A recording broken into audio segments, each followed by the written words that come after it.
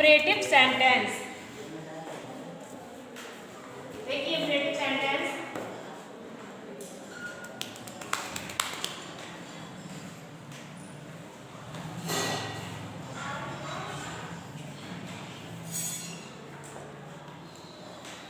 Imperative sentence, ठीक है, यानी कि आदेशात्मक वाक्य। इसे हम इंग्लिश में कहते हैं आदेशात्मक वाक्य।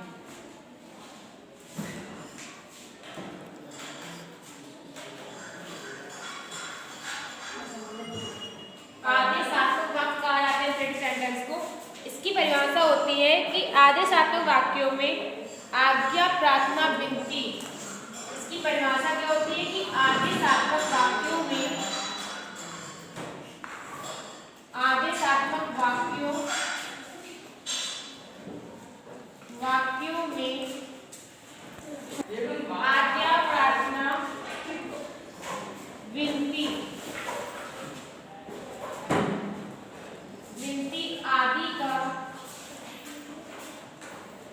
आदि का भाव प्रकट होता है, भाव प्रकट हो,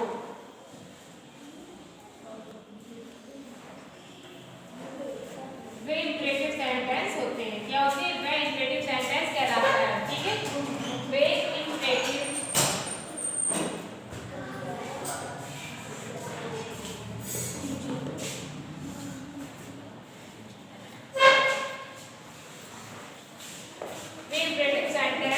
सेंटेंस कहलाता है।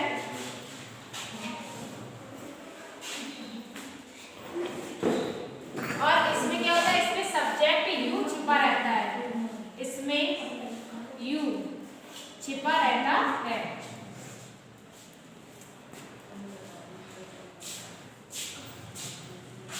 ठीक है, इंपरेटिव सेंटेंस यानी कि इसे हिंदी में कहते हैं आदेशात्मक वाक्य। इसकी परिभाषा होती है कि आदेशात्मक वाक्यों में, यानी कि ऐसे वाक्य जिनमें किसी को आज्ञा दी जा रही है, प्रार्थना की जा रही है, विनती की जा रही है, इसे हम इंपरेटिव सेंटेंस कहते हैं। इसमें जो सब्जेक्ट होता है यू, वो सामने नहीं दिखाया था, वो छिपा रहता है, ठीक है, वो छिपा रहता है। जैसे कि देखिए एग्जाम्पल है इसका, एग्जाम्पल है इधर आओ, इधर आओ, ठीक है। ये इंपरेटिव सेंटेंस, इसमें क्या है? इधर आओ, इधर आओ के लिए यानी कि आज्ञा प्रकट हो रही है यहाँ पे। जैसे हम बनाएंगे इधर आना की कम, इधर की हाइडर, HICHER, ठीक है। इस तरीके से इसमें क्या सब्जेक्ट यू जो होता है वो छिपा रहता है। अब इन वाक्यों को बनाने के लिए कुछ नियम दिए जाते हैं। देखिए कौन कौन से नियम है। देखिए पहला नियम है इसका, पहला नियम है कि स्वीकारात्मक वाक्य, स्वीकारात्मक वाक्य, स्वीकारात्मक वाक्य यानी कि साधारण वाक्य, सिंपल सेंटेंस कहेंगे इनमें, ठीक है। स्वीकारात्मक वाक्यों में, वाक्य में वर्ब की फर्स्ट फॉर्म का प्रयोग करते हैं। क्या करते हैं? वर्ब की फर्स्ट फॉर्म का प्रयोग करते हैं।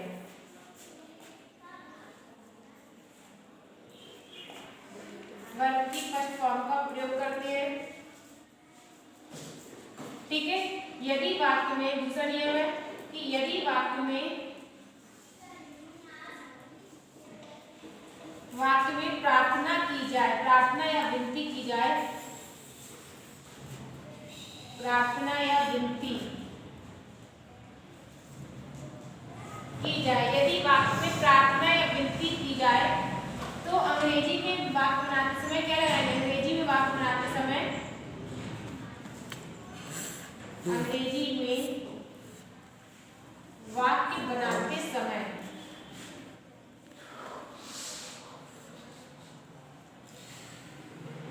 ठीक है, अंग्रेजी में वाक्य बनाते समय क्या करेंगे कि प्लीज, और प्रार्थना विनती के लिए क्या लगाएंगे? प्लीज, प्लीज या काइंडली का प्रयोग करेंगे, काइंडली का प्रयोग करेंगे।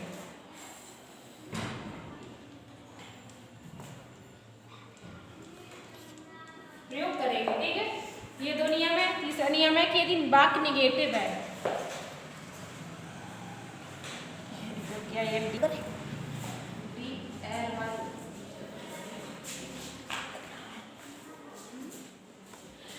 ठीक है।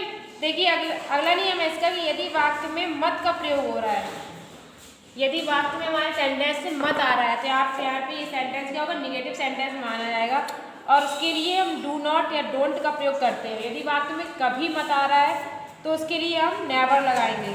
ठीक है, लेकिन वर्ब की फर्स्ट फॉर्म का ही यूज करेंगे इसमें भी। ये थे इसके रूल्स। अब देखिए इन सेंटेंस को हम कैसे बनाएंगे। जगह मिलती है। देखिए सेंटेंस है, यह कार्य समय से समाप्त करो। यह कार्य समय से समाप्त करो।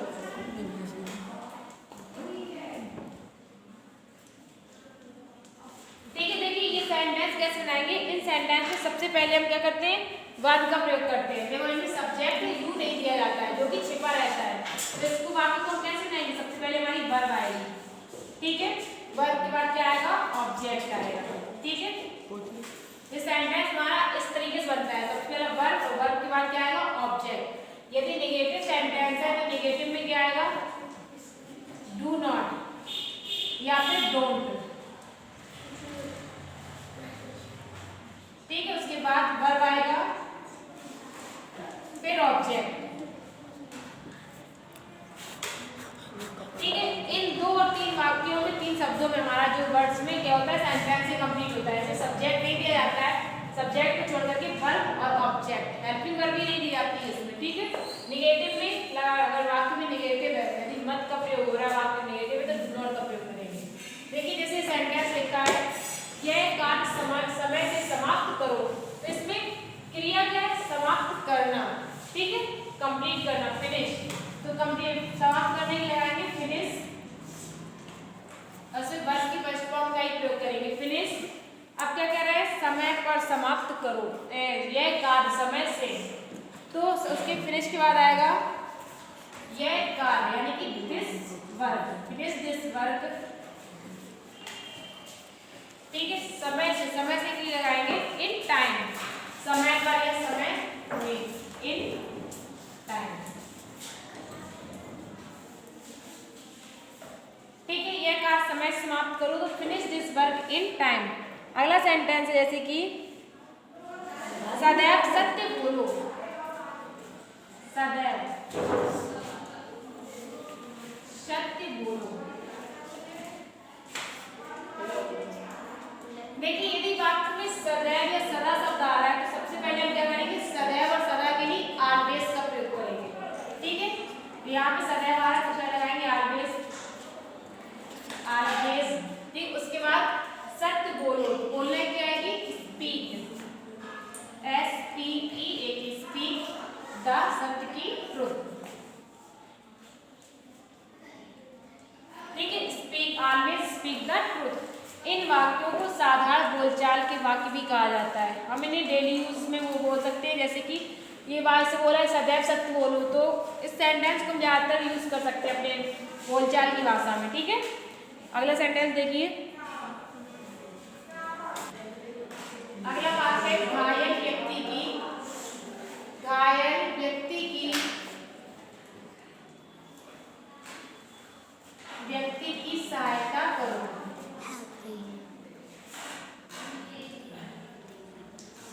सहायता करो। ठीक है, यहाँ पे क्रिया क्या है, सहायता करना। सहायता करना क्या आएगी, हेल्प। इसमें वर्ब की फर्स्ट फॉर्म की लगाई जाती है, चाहे जैसे सेंटेंस। ठीक है, हेल्प। अब किसकी सहायता करने क्या है, घायल व्यक्ति की। घायल व्यक्ति कहेंगे वाउंडेड। ठीक है, bounded, WOUNDED, help the bounded, bounded. ठीक है, घायल व्यक्ति। ठीक है, और कैलकुलेट ले लें, मैन। ठीक है, घायल, घायल यानी कि वाउंडेड व्यक्ति यानी कि मैन। घायल व्यक्ति की सहायता करो, हेल्प द वाउंडेड मैन। अगला वाक्य है,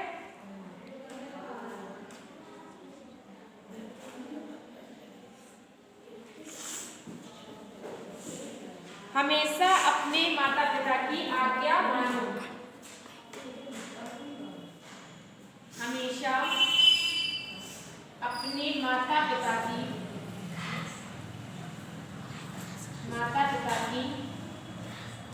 आज्ञा मानो।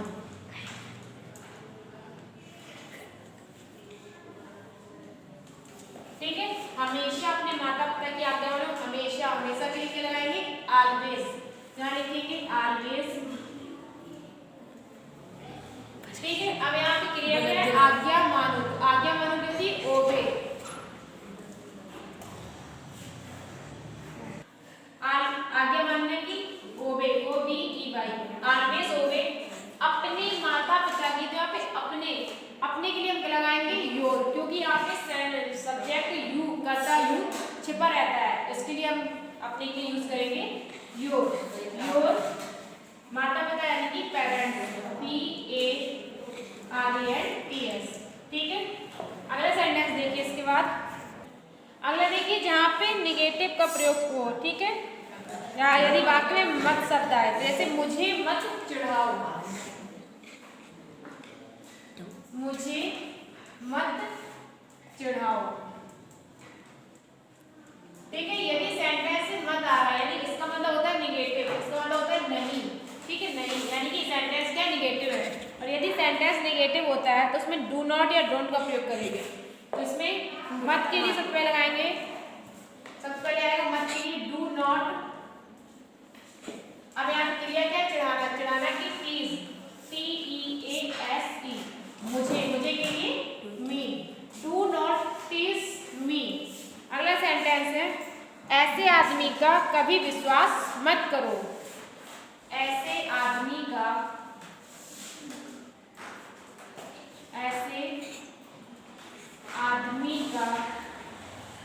कभी विश्वास मत करो। विश्वास मत करो। ठीक है, ऐसे आदमी का कभी विश्वास मत करो। तो यहाँ पे क्या आ रहा है? कभी मत, कभी और मत, यानी कि इसके लिए हम वाक्य क्या लगाएंगे? नेवर लगाएंगे, डू नॉट नहीं लगाएंगे। कभी नहीं का मतलब होता है नेवर। ठीक है, यहाँ पे सबसे पहले लगाएंगे नेवर, नेवर। अब यहाँ पे विश्वास मत करो, यहाँ विश्वास है हमारी क्रिया, तो विश्वास नहीं लगाएंगे बिलीव, बिलीव। ऐसे आदमी का, ऐसे आदमी के लिए लगाएंगे सच, ऐसा के लिए लगाएंगे सच, आदमी के लिए ए मैन। ठीक है, never believe such a man, यानी कि ऐसे आदमी का कभी विश्वास मत करो। अगला सेंटेंस देखिए इसके बाद,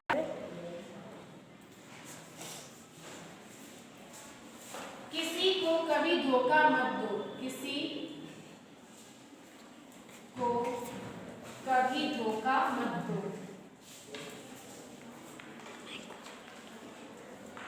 ठीक है, तो यहाँ पे क्या है? कभी मत, कभी मत के लिए लिखेंगे नेवर।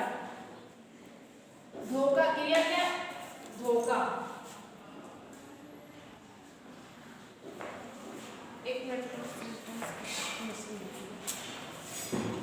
किसी को कभी धोखा मत दो।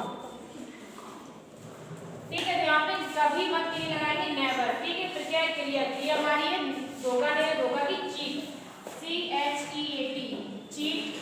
किसी को यानी कि एनी वन, यहाँ पे एनी वन। ठीक है, नेवर चीट एनी वन। अगला सेंटेंस है,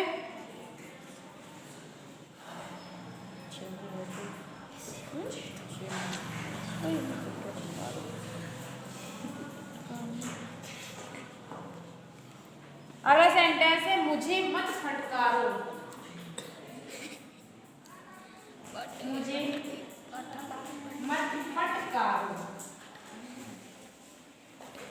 यहाँ पे मुझे मत फटकारो, अब तो मत की लगाएंगे डू नॉट, क्योंकि मत अकेले आ रहा है, यहाँ पे लगाया डू नॉट।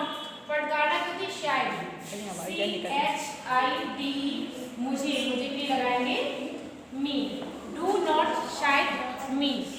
अगला सेंटेंस है,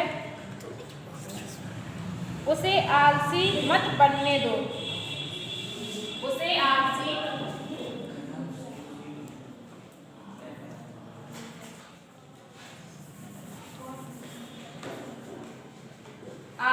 मत बनो।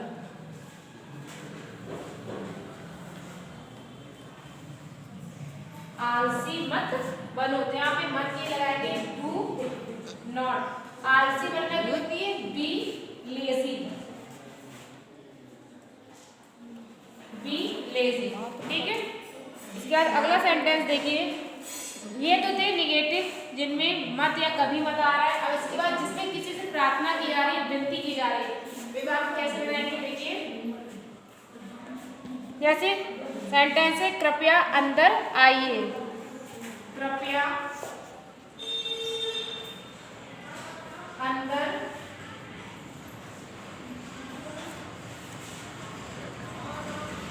आइए।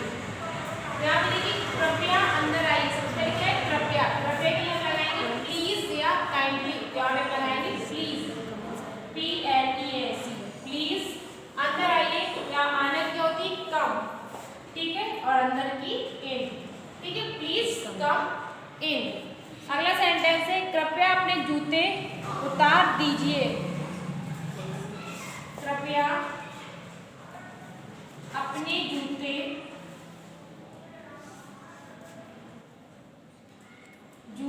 उतार दीजिए।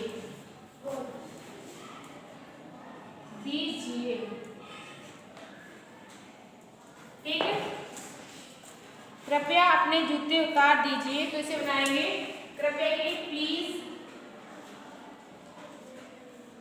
अब यहाँ की क्रिया क्या? उतार दीजिए। उतारना क्योंकि पुट ऑफ, पुट ऑफ, ठीक है। अपनी जूते, तो अपने के लिए हम लगाएंगे योर, क्योंकि सब्जेक्ट में यू आता है, इसलिए योर जूते की शूज, SHO।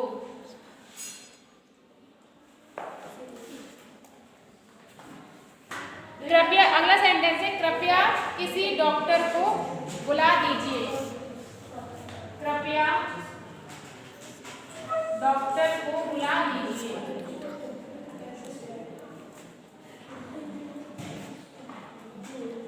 बुला दीजिए।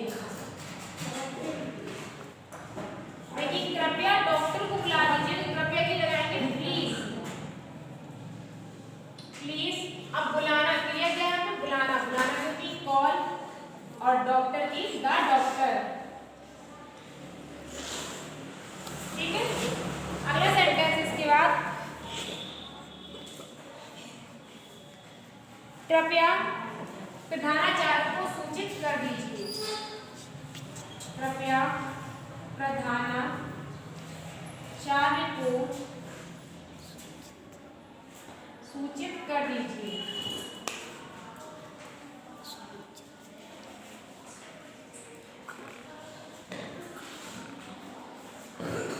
ठीक है। सेंटेंस क्या है? कृपया प्रधानाचार्य को सूचित कर दीजिए। कृपया के लिए प्लीज। प्लीज सूचित करना क्योंकि इन्फॉर्म,